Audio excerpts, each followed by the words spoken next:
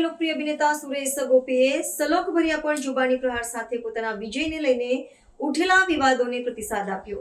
અભિનેતા સુરેશ ગોપીએ જણાવ્યું કે જે લોકો મૃતદેહો લાવીને મતરાવી દેલા હતા આજે મારી જીત પર સવાલ ઉઠાવી રહ્યા છે. મેં એવી બેઠક પરથી જીત્યા છીએ જ્યાં ભાજપને કોઈ મૂળભૂત આધાર ઉપલબ્ધ નથી. સુરેશ ગોપીએ વિજયને દેવનો આભાર ગણાવી અને રાજકીય વિલક્ષણતા છતાં મતદારોના સમર્થન માટે ભાવના વ્યક્ત કર્યા હતા.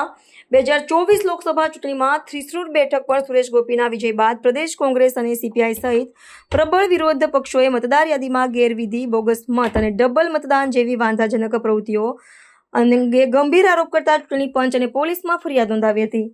વિરોધ પક્ષના નેતાઓએ મતદાર યાદીમાં બાંધછાડ, રેકિંગ અને મતદારોના અસામાન્ય વધારોને આ વિજય માટે જવાબદાર ગણાવ્યો હતો.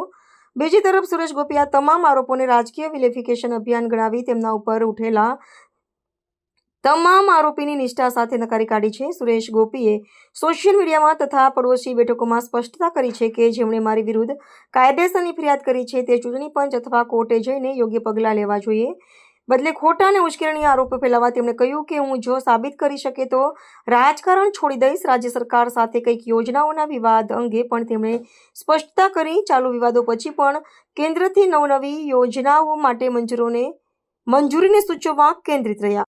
ഞാൻ ബിജെപിക്ക് സ്വാധീനമുള്ള തിരുവനന്തപുരത്തും പാലക്കാടുമല്ല നിന്ന് ജയിച്ചത്.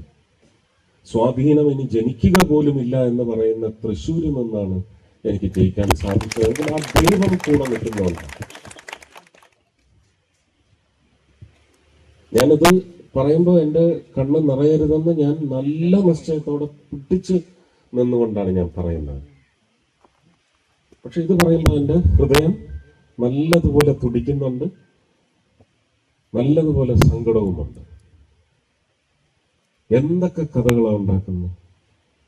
പൂരം കലക്കി, ചെമ്പ് കലക്കി, ഗോപിയാശാനെ കലക്കി, RLVയെ കലക്കി, ഇതെല്ലാം കഴിഞ്ഞ് വോട്ട് കലക്കി ശവങ്ങളെ കൊണ്ട് വോട്ട് ചെയ്ത് ജയിച്ചവന്മാരാണ് ഇത്രയും കാലം നിങ്ങളെ വഹിച്ചുകൊണ്ടിരിക്കുന്നത്.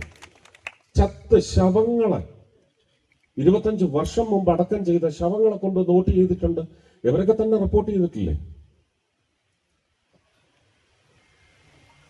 എനിക്കിപ്പോൾ നിങ്ങളോട് പറയാനുള്ളൂ, കേരളത്തിൽ ഇത്തവണയെങ്കിലും, ഇനി ഇത്തവണ വന്നില്ലെങ്കിൽ പോലും ശക്തമായ സാന്നിധ്യം നിയമസഭയിൽ അറിയിച്ചുകൊണ്ട് നിങ്ങളുടെ രക്ഷയ്ക്കായി പുതിയൊരു ഉദയം രാഷ്ട്രീയ ഭരണ സമ്പ്രദായത്തിൽ ഉണ്ടാവണം.